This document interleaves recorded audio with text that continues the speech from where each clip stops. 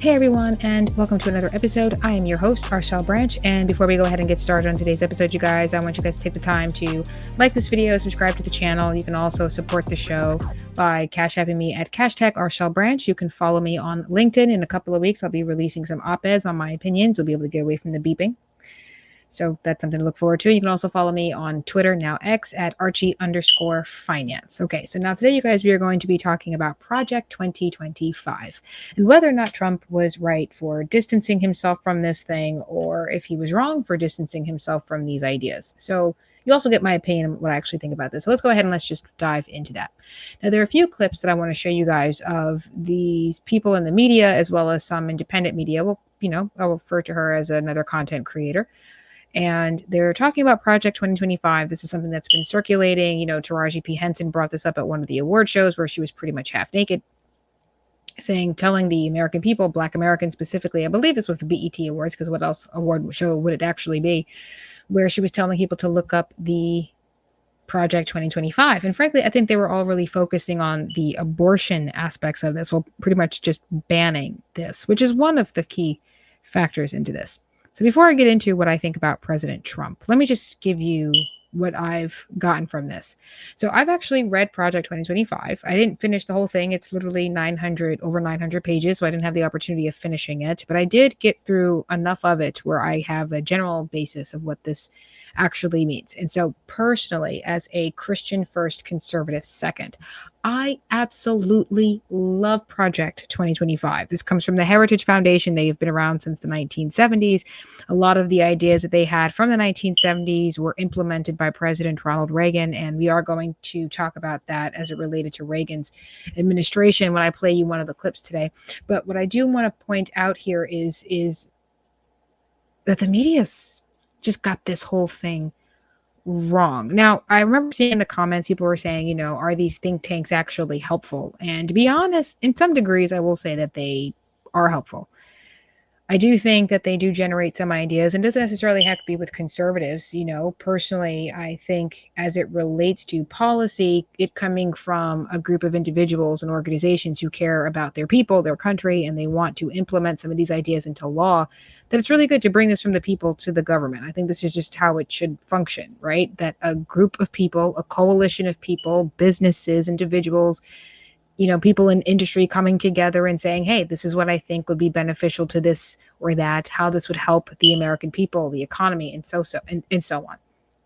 So let me go ahead and let me just break down a couple of things. So what the project actually breaks down are 4 promises, and I have them listed here. So the first promise that they say that they would like to see happen with this next president is, number 1, restore the family at the center of the American life. Absolutely love that. Now, as you go further into that first promise, they are going to talk about babies being born out of wedlock. They obviously go into abortion. The second promise they make is to dismantle the administrative state and restore, I should say, self-governance.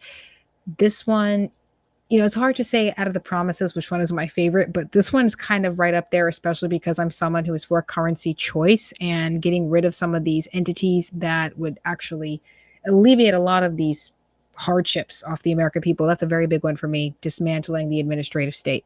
The third one is defending the nation's sovereignty, borders, and protecting the American people against global threats. It's also a good one. And last but certainly not least is the fourth promise: secure our God-given individual rights to live freely. I mean, those are the 4 promises. And I honestly think that the only reason why anybody would be against this is because they think that big government is normal. They think that murdering babies up to late term and afterbirth is fine. It is okay, that collectivism and that the state and the government should come before the individual and the family. And so if these are your priorities, if you think that government should be making the decisions for you, well, do you really have your autonomy? Listen to what that really means. It means you're not really making your decisions for yourself. It means the government's making decisions for you. And that's essentially what they are trying to get rid of when they talk about dismantling the administrative state, restoring the family to the center of American life, that it is the family that dictates and determines the fall or the rise of the individual who grows up in these families. And essentially that's what they go into. So the first thing we're going to do, because I don't want to take so much time in just breaking down what each promise is, but I will just point out just a couple of things. So the first one, promise 1, restore the family at the center of the American life, right? That's the first thing. So one of the things that they point out here is the fact that children are being born out of wedlock, and that fact does hurt the child. The child growing up in fatherless homes, which is another point that they bring up in this project, is that, well, this leads to other additional problems. And this isn't brand new. This isn't that we don't know this.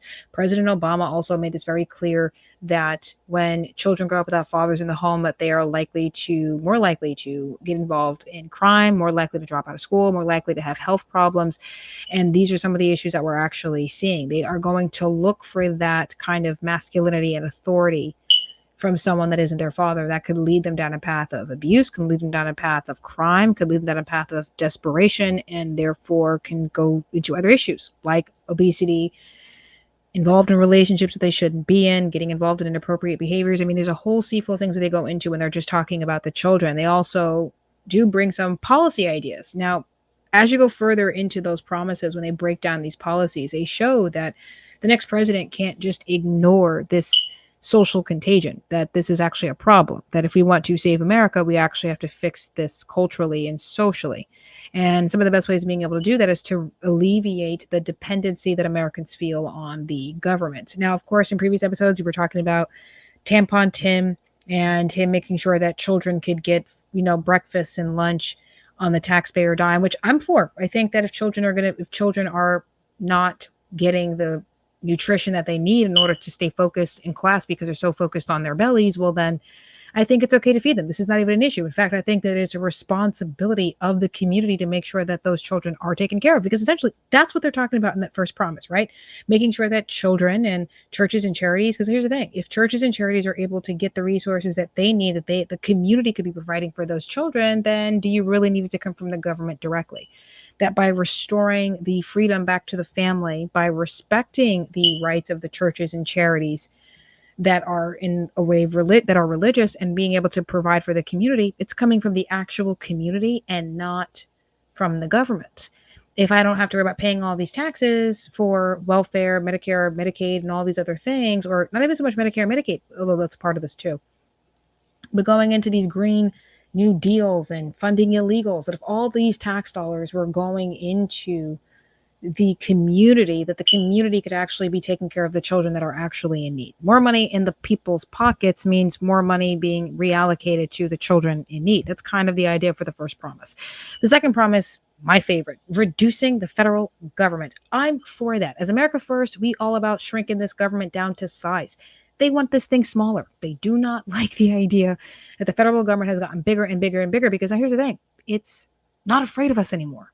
It's not afraid of us. I remember watching this series on Netflix called Anne with an E. And there was a part of this when the new teacher was about to be fired because the parents didn't like what she was doing. Now, I actually liked what the teacher was teaching them. They were able to turn light bulbs on with potatoes. I thought she was doing her job tremendously. But that wasn't necessarily the point I'm trying to make here. What I love about this whole circumstance is that she was terrified that she was going to be fired. The fact that the parents had the authority to fire her at all was kind of remarkable. Now, it took a parent to check other parents to say, no, this is actually good. She's pretty decent. And then there was another individual who agreed with her, and they were able to save the teacher's job from the people who were just, going against what was good for the kids. Essentially, what it means is that parents are going to have the debate as to what's right, what's wrong, what should the teachers be teaching the children, and then the teacher is just going to have to go with what the parents want if they want to keep their jobs. And this was fine. You should be afraid of the parents. The government should be afraid of the people. And that's kind of the idea by shrinking it down to size, restoring the responsibility of passing laws back to the Congress, because they've, again, abdicated that responsibility to all of these different agencies. And this is kind of the issue. Parents have abdicated responsibility to the government. You saw that with the welfare system. You saw that when the federal government was willing to pay women to have a bunch of children and not let the fathers in their house. That by abdicating the responsibility from the parents and the families onto the government, things got way worse. That by abdicating the responsibility of Congress writing the laws to these three-letter agencies, things got crazy. And now taxes are just being increased. They get money, they make decisions, and people are ending up dead. Parents are being spied on, the DOJ spying on Americans. We obviously know this. parents go to the teachers' boards and they're being spied on. I mean, this whole thing is getting out of control. And by shrinking this government down to size, they're afraid of us and not the other way around. Conservatives don't have to worry about being discriminated against by the DOJ if they decide to run for office. They don't have to worry about being discriminated against and protesting against these teachings from the school boards because they know that they're not going to be spied on and have their rights violated. They know this because the government has been shrunk down to size. The government would eventually be afraid of us. And all the money that goes into these environmental protections, Department of Justice, Pentagon, I mean, they all come up with their own policies. And again, it's unconstitutional for these entities to be writing the laws when the legislation is with the Congress. They write the laws, okay? Not these three-letter agencies. And they abdicated that responsibility. So what the project is talking about is restoring those really the legislative ability back to the Congress. It's not that they don't make laws, it's that a lot of the policies surrounding these entities, the DOJ, the CIA, the environmental protection, a lot of these places are making their own policies that they're abiding by, and it's just not coming from the Congress, the people who are actually elected, that can be removed by the people. The people who are making decisions are not being elected. That's what's so wrong here. And they want to change that. And that's the promise 2. Promise 3, which again is defend the nation's sovereignty and protect Americans against the global elite and global threats. Part of this goes into technology, goes into social media, goes into a lot of these different platforms that have access to the minds of our young children, that have access and are working with the CCP. We obviously know this with TikTok until they decided to sell this.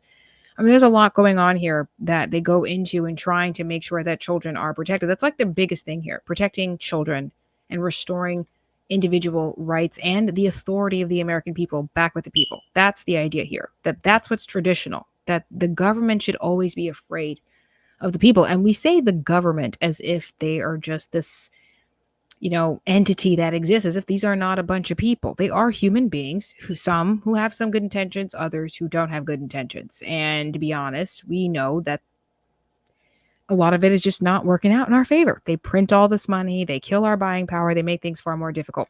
So part of Promise 3 is making sure that our sovereignty is protected, and that would mean getting rid of the illegals. That would mean making sure that illegals are getting deported. That would mean that money is not going to people who don't have a right to be here, making sure that they don't have a right to vote in our elections because they are not Americans. This would mean, going after the big tech who are working with foreign adversaries, particularly like China, making sure that the Confucius Institutes that China has in the United States are going to be removed, removing any property from the Chinese hands that they have here in the United States. Essentially, this is going to protect our markets. This is going to protect young children because now they're not going to be so susceptible to the technology, the social media that really harms young girls more so than it does young men, but also harms young men. We saw this in the social media hearing not that long ago, really. And so, this was a pretty big deal, and they really want to go into that. Promise 4, another one of my favorites. Secure our God-given individual rights to live freely. The pursuit of happiness. It's a big deal.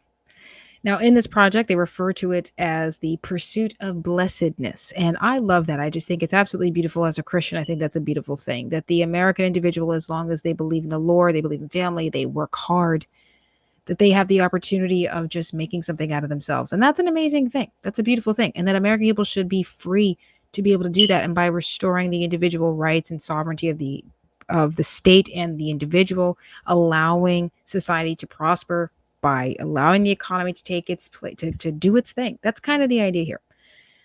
Essentially, when you go through all these different promises, what you have are children protected by banning abortion, making sure that marriages are going to happen, making sure that children are with both of their parents, not making it so easy for people to kick the fathers out of their household, making it that much harder for women to just abort their children, therefore making it, a serious question of whether or not they're going to engage with someone that women do not find to be worthy to be the father of their children. And so these are some things that are pretty interesting. But essentially what I love about this mostly is that it's about shrinking the federal government down to size where they fear the American people, and that the American citizen will be free to pursue the blessings that the Lord can dish out to them because they believe in working hard. And that will be rewarded, and the goodness of humanity will shine because you were able to provide for your family, because you were able to contribute to your community, and not just because you pay taxes, but because you literally participate, you actually contribute. You see a starving child, you feed them, not because you think to yourself, oh, well, my tax dollars cover it, which again, I think that's what takes all the feeling out of it. Well, if my tax dollars pay for their lunch, why should I give my money away so easily? Where if they didn't receive the tax dollars and people just said to themselves, well, hey, what if we just came together and fed these children? What if the churches got together and made sure that these kids got food? The difference would be tremendous. People would actually put their heart into it because you didn't remove the responsibility from them.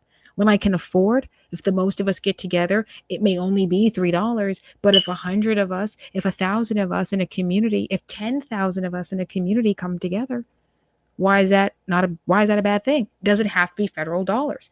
And essentially, I think that's the heart of this, that it doesn't have to be the government that does these things, that it doesn't have to be, pushing the morbid ideologies of transgenderism, mutilating children, aborting and murdering babies up to late term and afterbirth, or at all, because they are for banning abortions in this, which I fully support.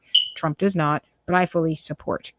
So now that we have an understanding of what this is, again, restoring God-given rights and authority back to the American people, having the government fear its citizens, protecting children, protecting our country against invaders as well as global threats. That's what this project is about. And so the question comes down to this. Is President Trump wrong for distancing himself from this? Now, before we go ahead and start talking about, whether or not Trump was right or wrong for this, let's go ahead and let's listen to what some of the media has to say about this. About the ultra-conservative policies that Donald Trump and his allies are preparing for a possible second term in office. It's about how they're going to implement those policies. During his first term, Trump often grew frustrated with senior federal government employees who prevented him from acting on his worst impulses and refused to carry out some of his most extreme ideas. He called his bureaucratic detractors members of the so-called deep state, which is an ill-defined, shadowy entity that he's vowed to dismantle. He and his Project 2025 allies already know how they'll do this, and it largely involves an objective or a directive known as Schedule F. Okay, so for starters, I don't know if you guys can see this at the bottom here where it says Project 2025, Schedule F's direct threat to public servants. So let me go ahead and let's finish this for It's a plan that would radically transform the federal bureaucracy and allow Trump to install loyalists bureaucracy all across the federal this government. Bureaucracy is not Now, a good thing. Regard, he just said it Project like this was okay. Which, as you know, I have right here, quite literally picks up where Trump's first term left off. On October 21st, 2020, just 2 weeks before Election Day, Donald Trump signed an executive order that created a new classification of government workers that would be known as Schedule F employees. That sounds rather harmless, but in reality, okay, so we don't have any issues here. So essentially what this whole Schedule F thing means is that he would be able to hire or fire any one of them as soon as he wanted to. Like, that's kind of the idea there. That the fact that this gentleman said bureaucracy like this was a good thing, I mean, this is what should tell you that there's something wrong with him. The idea that it's a problem, that it is a problem for a president to be able to fire people who are not doing what the agenda says. Now, I'm not saying that that can't be problematic, right? Because let's say he does that and the wrong person gets in there and they have the ability to hire and fire. Wouldn't that be a problem? Yes, it would. However, if you had the ability to prosecute people who are actually violating the Constitution, then not necessarily. No, you hire and fire people who are going to abide by the Constitution. Yes, who are going to push forward your agenda. If anything that they're trying to do violates the constitutional rights and authority of the individual, of the American citizen, well, then they should be fired, of course, but they should also be prosecuted. And what that does is remove the protection. So what Schedule F actually does is remove these protections that the bureaucrats actually have. They can make whatever asinine decisions they can make, whatever horrible decisions that they want to make that are unconstitutional, I might add. I mean, the fact that they get to make policies at all is unconstitutional. But the fact of the matter is that by passing that policy, that gives him the ability to hire or fire anyone who not only just violates the Constitution, but who also doesn't go for the agenda. It makes it that much harder for people to stay in these positions and would shrink this down to size. Because even if he doesn't want to replace them. Frankly, I don't want them to be replaced, and Project 25 doesn't want them to be replaced. No, fire as many as it possibly takes, if not dismantling the entirety of it. So the Department of Education, for example, this is something that not only would you see mass firings of, but it might actually get destroyed. And that's something that I would like to see. This is something that Candace Owens actually said she would like to see, something that Vivek Ramaswamy said he would like to see, the dismantling and the shrinking of the federal government. And this policy would actually get it done, and they are for that. And so it's a question of whether or not he's going to continue that when he gets in there. So I'm going to stop playing this clip here. I will link this video specifically into the description. I know you're like, Rochelle, why? It's MSNBC. Why would you link it here? Because I do think that, first of all, it's kind of hilarious to see people kind of freak out about this. You know, it makes sense. But as you heard me say, I think the reason why they're freaking out is because it's their positions on what they think America should be, that it should be run by bureaucrats and elites, not by we, the people, because apparently to them, we're too dumb to figure this out. I don't have a college degree, and I just read a lot, right? I have common sense. I have critical thinking skills. I have comprehension. And if there's a word I don't understand, I either, get the dictionary, get a thesaurus, use context clues. I mean, that's how you read, right? There's a word you don't understand, you look it up so you can understand what it is that you're actually reading. So this isn't difficult for us, but they assume that it is. So I'm going to end this clip here because, there's another clip that I want to play you guys where it's a young lady. She's an attorney. She's not a part of the big mainstream media. She's another content creator. And I did find some of the things that she had to say quite interesting, to say the least. I would say that she gets the history right here. That's what I'll say. She gets the history right, that it was created by the Heritage Foundation, that they started in the 1970s, that a lot of the policies that they created in their first, she calls the manifesto, were ideas that were part of the Reagan administration. Now, here's the thing about this.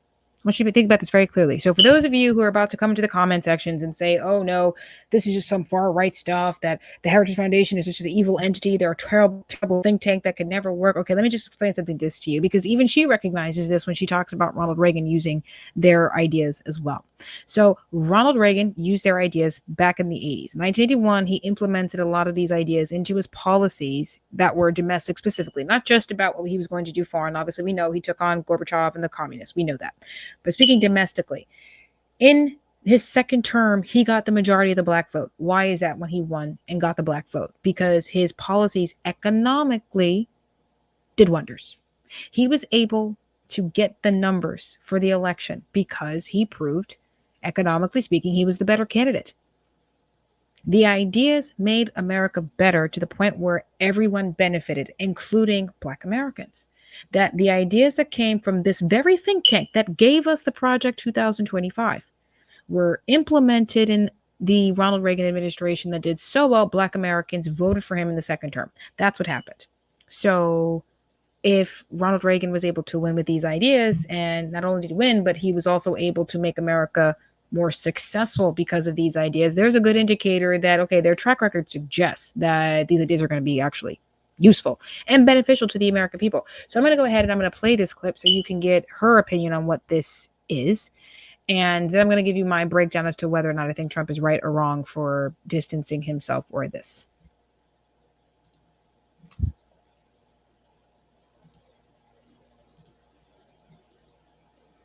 Originally came to prominence when they wrote their first manifesto in 19. Think tank based in Washington, D.C. was founded. They are the writers and the architects of Project 2025. And their main mission and goal is to move America to a more far-right Christian nationalist state. Christian, yes. Far right. I don't know about far right. First manifesto in 1981 titled A Mandate for Leadership. This is it right And here. get this. Those very same policies were the ones that were used and implemented in the Reagan administration. Seriously, around 60% of the 2,000 proposals written in the manifesto were implemented by Reagan. So now they're back again with a new edition, and this new edition is known as Project 2025. Okay, so before I let her finish on that, let's just talk about this. Okay, so 60% of the ideas that Reagan used were the 66% they had created in their first manifesto, she calls it, was used by the Reagan administration. So that should tell you that not all of it was used, but enough of it was actually implemented to make America more successful in that time. It was safer. People were thriving, and he did beat the communists. That did happen, right? So, I mean, there was something about these ideas that actually worked, and Americans felt really good about it because he was able to win a second term and got more of the black vote. So that should tell you that the ideas are something that are beneficial. This works. The ideas that come out of the Heritage Foundation actually seem to be useful. And, she puts at the bottom of her video, law school grad breaks down Project 25's plan. I'm sorry, but you having a law degree does not convince me that you know what you're talking about. I'm sorry. You're just not going to convince me that, you know what you're talking about when it comes to these ideas, because if you really understood it, Ronald Reagan actually did some pretty good things. So if his ideas did beneficial to Black Americans, and these ideas, or at least 60% of the ideas, came out of the Heritage Foundation, then why not look at some of the ideas from Project 25 and say what's good, what's bad, what you like, what you don't like, rather than just throwing this whole thing out of the way and saying, oh, it's just far right lunacy. It's not that at all. So I'll let her finish some of this. Let's see what else she has got to say. And it's supposed to provide guidance for the Don or whoever becomes the next Republican president. And these 900 pages and 30 chapters were written by professors, doctors, scientists, lawyers. It's a coalition, yo. We're talking a coalition. And they've divided Project 2025 into 4 main pillars. The first is policy, which is this big book. Remember? The second is personnel. They're creating this huge conservative database, think LinkedIn, but for DJT loyalists.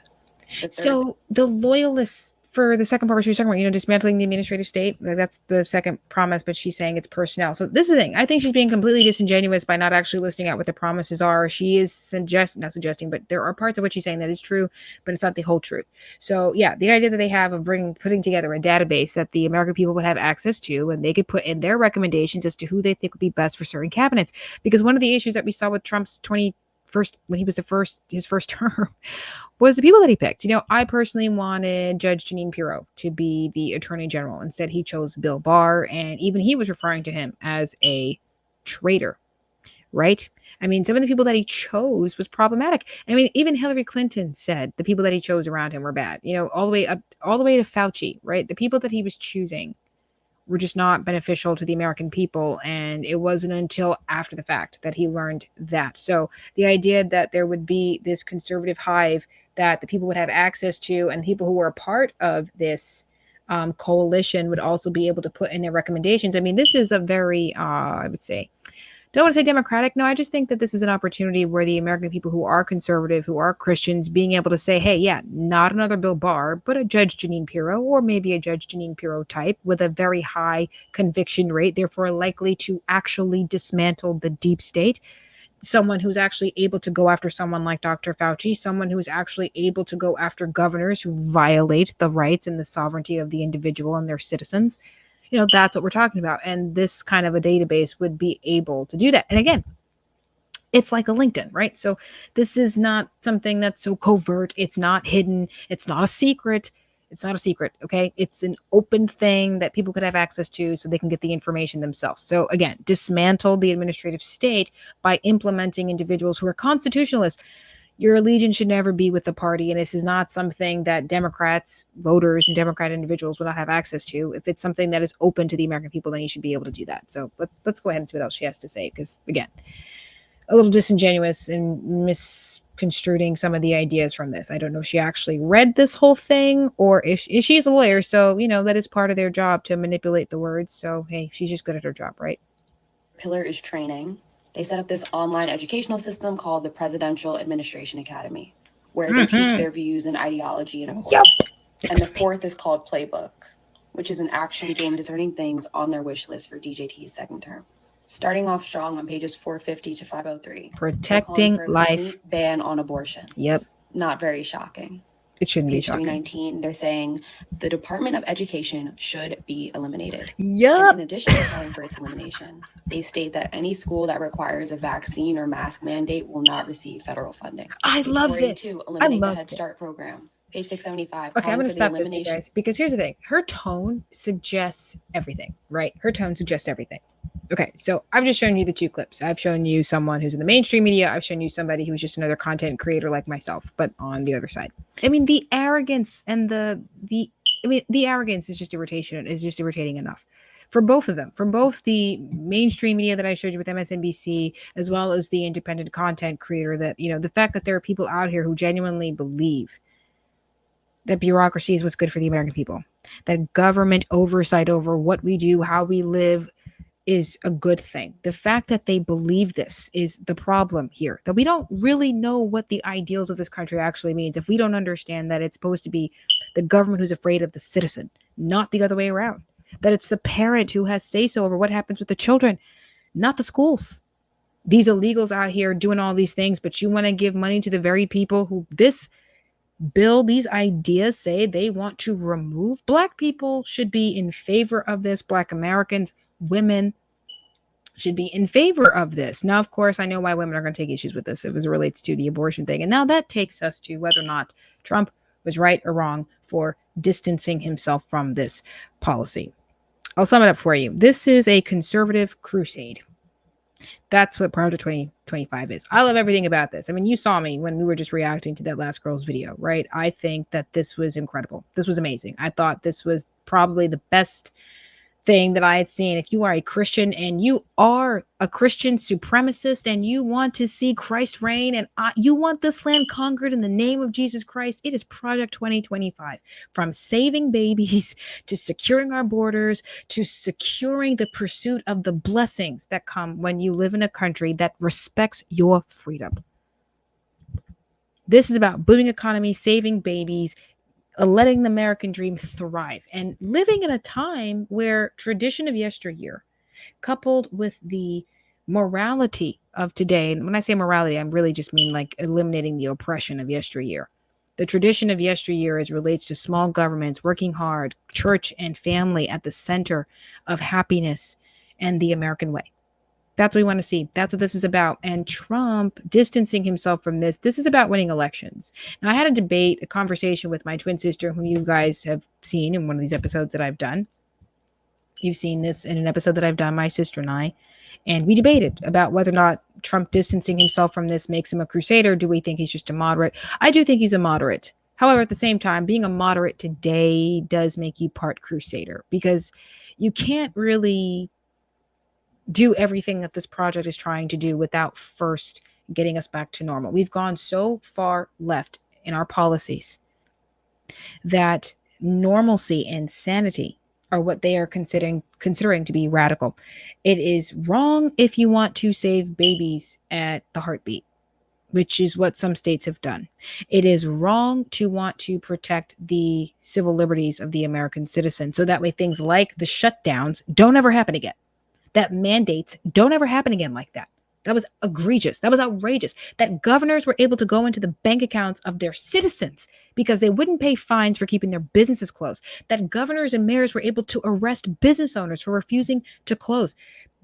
This is outrageous. This is completely egregious. And the idea that we have a man who actually wants to get us to a normalcy where that can't happen again, that might make him a crusader. Unfortunately, not so much unfortunately, but to be that kind of a crusader, it means he's got to fight for normalcy. And normalcy is radical to the left. It's extreme to the left.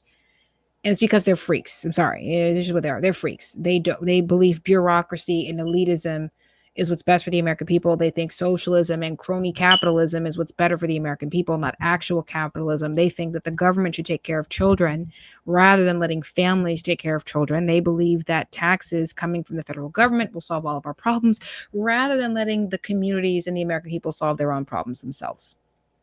And anyone who wants to stand for self-governance, God, churches, family, saving babies, this is what this is about.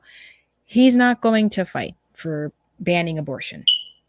He's not going to do that. Do I even think he's going to be the guy that dismantles and shrinks this government down to size? Well, here's the thing. On October 21st, 2020, before that last election, 2020, he did try, didn't he? He did try with the Schedule F. And I do hope he brings that back. So like what Reagan did, 60% of the original ideas from 1980s he used. So like what you saw with Reagan and the Heritage Foundation's ideas for his administration, I think you're going to find Trump do the same thing like he did with the Platinum Plan, right? I mean, first it was the Black American Contract brought to you by Ice Cube, and he turned that into the Platinum Plan, which would benefit all Americans, not just a particular group. In this case, he may take some ideas. He did try to do something about the minimizing of the federal government, going after the deep state. He did that with Schedule F. He might continue to do that. He does want to make sure that we can start saving babies, just not in the entirety that pro-life like myself would actually like to see, but that's not going to be him. He's going to be a transitional president. He's not going to be the guy that takes us to the end. Does that make him a crusader? After debating my twin sister, I've come to the conclusion, yes. But he's also a moderate. He's a moderate. Again, being moderate means fighting for what's normal. What's normal is what's radical to the left. And so we have to get this back to the truth of a thing. Boys are boys, girls are girls. We should not be trying to interchange that. We do that, and then maybe we might have something to do. I love Project 2025. This has been my reaction to Project 25. Even saw my faces in the videos. I mean, there are some issues that I have with some of the things that she's saying, but then some of the things that she's saying, it's absolutely amazing. And you could just hear the tone in her voice. Like, I don't understand how you not like these things. How do you not like the idea of a small government? How do you not like the idea that the Board of Education can't just get all this money and not educate your children? Look at the urban areas. I mean, my goodness, kids can't even read or do math. I mean, come on. I've been out of school for a couple of years now. Okay, I just turned 29. I can still solve a quadratic equation. I can solve for X while everybody else wants to BS all day on Y. But you want the Board of Education to continue. Listen to the tone in her voice. The arrogance is astounding. It's ridiculous. Okay. And I'm all for taking money out of the schools that are not trying to educate our children and indoctrinate them. I'm all for putting money towards professions that's going to actually make the American people better. That's what I'm for. And so is Project 2025. But so is Trump in some ways, right? He's for stronger economies, as I said in the previous episode. Strong economies, safe streets, strong military, not for having all these endless wars. I think these are good things. Whether or not we actually get that, that's what's up for debate. Obviously, we shall see if he has one with Kamala Harris. But we even have a record to look at, right? The differences between Trump's first term versus what you're going to get with Kamala Harris. I mean, then you're going to get an extension of what you saw, but sometimes even better because, I am hoping for a Judge Janine. Like, I pray he picks her, but that's just a side note. Thank you all for watching. I know I kind of went there off on a tangent, but I love Project 2025. If you haven't read it, I think you should go out there and you should read it because it's a pretty incredible thing. It's an amazing coalition. If you are a Christian, you're going to love this. If you're a conservative on the economic front, you're going to love this. And again, you don't have to agree with everything in it. Just say what you like, what you don't like. And not everything in this may be used by President Trump. Was he right to distance himself for this? Were the Republicans and the conservatives running for office, who are America First, I should say, correct in distancing themselves for this? They have to win elections. In order for us to save babies, we got to win elections. But in order to win the elections, we can't save all babies. That's a morbid thing to say, but that's the conundrum that the left have put us in. And so we'll just have to go from there. And as we move forward, we can take additional steps. But the first things first, we got to get back to normal. So let's start there, right? And let's do that together. And let's do it with President Trump and Vice President Vance. Thank you all for watching. Again, you guys can follow me on Instagram. You can follow me on Twitter at Archie_finance. You can follow me on Instagram at Archie Financial. You can follow me on LinkedIn under my name, Marshall Branch. I will be posting some op-eds soon in a couple of weeks. So just follow and subscribe to that so that way you can start just getting those notifications. You can support the show by going to my hashtag at the top of the page on the description that says hashtag Arshel Branch. If you would like to support the show, I'd greatly appreciate it. I appreciate the comments, even the ones of people that don't like me and disagree with me. They're fun. I try to be respectful. Because I could say other things, but I don't like being that way. I kind of like, just being open and respectable. I think that's a good thing, right? Even in the comment sections. It's so easy to be mean and cruel and disgusting in the comments because it's the internet. But we don't have to be that way because we're real people, I'll just respectfully disagree and I'll respectfully dismantle your arguments. But go ahead and get into the comment sections. Thank you all for watching. You all have a good one. Kepla. Good night. And again, I will not be making videos for the rest of this week because I have something to do with the family. Okay, so now, good night. Kepla. God bless.